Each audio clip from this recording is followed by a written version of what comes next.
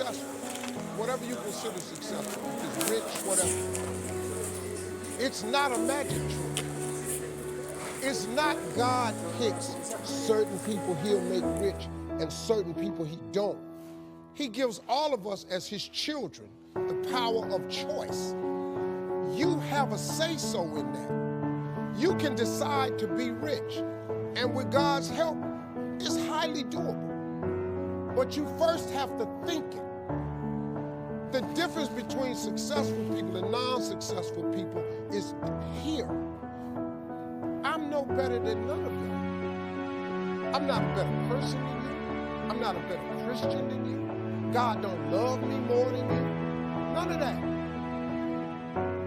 If you want to be successful, you have to change this. This has to change. Listen to me. It's not what makes it hard is your lack of belief that it can happen for you. The fact of it is, though, it's very doable. See, but you got to change.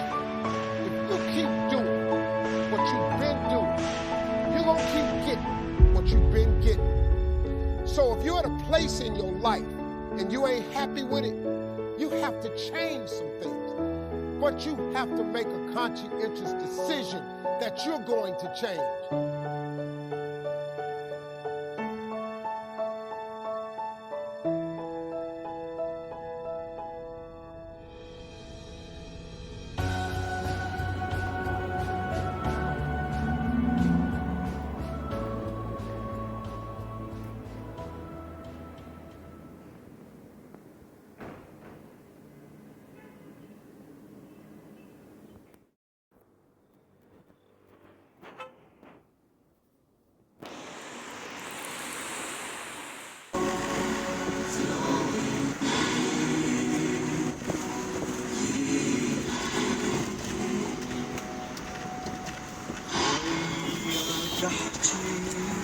يا حشيش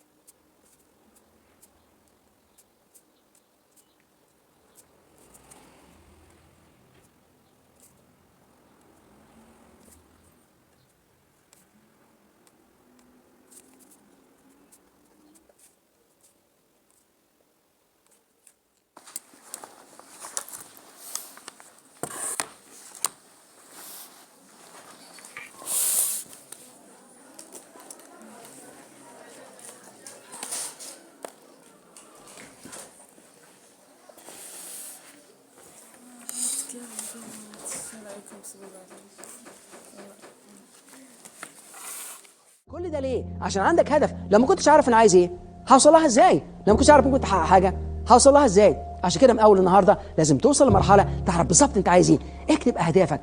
عشان كده لما تكتب اهدافك ادي اول خطوه انك تحققها. اي حد يكلمني في مونتريال دكتور عندي هدف، اقول له اكتبه واكتب اسبابه. لما تكتبهم وتدي لي اسبابه هرد عليك. لكن كده الهدف يبقى هدف ضعيف. اكتبه، اقعد اكتب انت عاوز ايه، ومش كده بس، اكتب الاسباب، اكتب عايزه امتى، اكتب مصادرك تستخدمها ازاي، اكتب التحديات تعدي منها ازاي، عاوز ايه بالظبط في الدنيا واشتغل عليها. وكل يوم عارف امشي 10 سم في تحقيق اهدافك. لغايه امتى؟ لغايه ما توصل لها.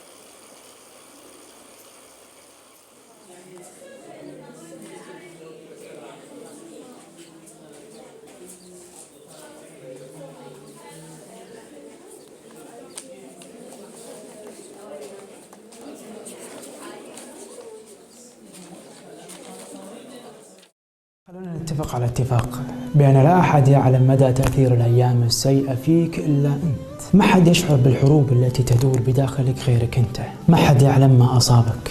ما حد يعلم كم مرة أنت سقطت ونهضت. ما حد يعلم صعوبة هذه الأيام اللي أنت تدمرت فيها. كم حاربت، كم خذلت، كم خسرت، كم سقطت، كم هزمت، كم نجحت، وكم وكم وكم. لا أحد يعلم إلا أنت. قدر نفسك، أسعد نفسك، وحافظ دائما على توازنك، واخرج أمام الجميع وأنت قوي. فأنت فعلا قوي بعين نفسك رغم أنف الكل.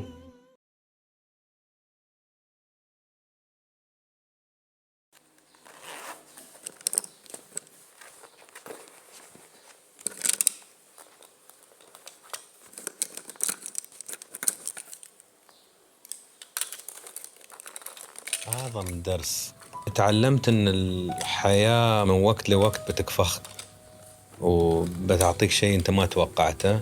ولو أنت وايد يعني مصمم أن أنت تقدر تسيطر على كل شيء، لا، الحياة أكبر، الله أكبر، وأشياء بتستوي أنت مو بجاهز لها. فلو ما تقدر تتأقلم وتتقبل أن أنت ما تقدر دائما تحل الأشياء، ما تقدر دائما تسيطر على الأشياء، بتتعب وايد، بتتعب. فأنا تعبت يوم الشيء ما تمشي على المنوال اللي أنا با والأسلوب اللي أنا با، أتنرفز. ومفروض أقول لا، أوكي، أنا سويت اللي عليك، عندك خطة، عندك أسلوب، عندك شغل، مو بكل شيء دائما بيكون شيء.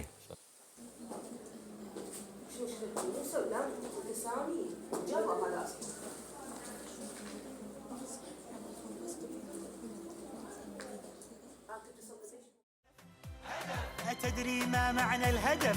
هو الحياة تعترف فينا أخيرا تعترف، ولا شباك توقف قلبا خلق كي لا يقف، ولا شباك حولنا، لا شباك، لا لا لا تخاف.